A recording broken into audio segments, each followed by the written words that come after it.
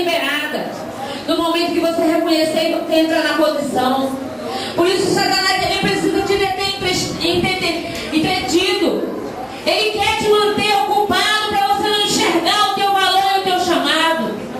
Mas se posicione agora e comece a orar. Comece a guerrear, não se distraia. Não se distraia, querido. Ore agora. Diga ao Senhor, meu Deus, eu sei quem eu sou. O Senhor me chamou e não haverá nada que impeça, Senhor, eu cumprir o teu chamado. Caia por terra agora os inimigos de Deus. Todos os demônios, toda essa cilada de Satanás que tem sido levantada para me abater, para me tirar do caminho. Eu não vou ceder, eu não vou ceder. Eu vou resistir. Eu começo a orar, querido. Ora, Senhor, neste momento. O pecado não pode te impedir. O diabo não pode te impedir. Os seus parentes não podem te impedir, porque foi Deus que te escolheu. E você é a única pessoa que pode impedir o teu chamado. Oh, meu Deus, estende as tuas mãos nesse lugar, meu Pai.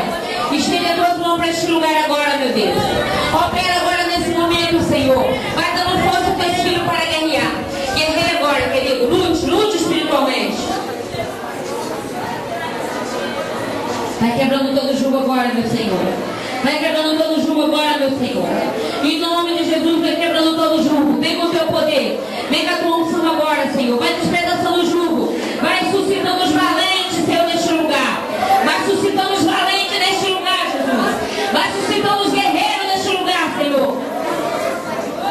Aleluia. Pai querido, lidera agora. Libera um exército de anjos nesse lugar. Pai querido, com espada de fogo na mão.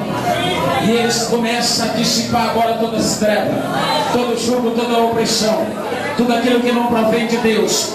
Todo céu fechado se abra agora em nome do Senhor Jesus Cristo. E em nome do Senhor Jesus Cristo nós te pedimos agora, meu Pai, que mande fogo do céu agora e comece a queimar.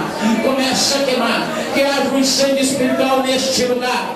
E comece a queimar agora todos os principados potestades. Tudo aquilo que não provém de Deus cai agora por terra pelo fogo da tua glória. Enche agora, meu Deus. Enche agora este lugar com o fogo da tua glória. Vai derramando agora. Vai tocando agora. Vai tocando agora. Toca em cada mente. Toca em cada coração, meu Deus. Vê quem são os guerreiros que estão nesse lugar. As guerreiras que estão nesse lugar. Coloca a espada de fogo em suas mãos. Coloca o escudo da terra à frente.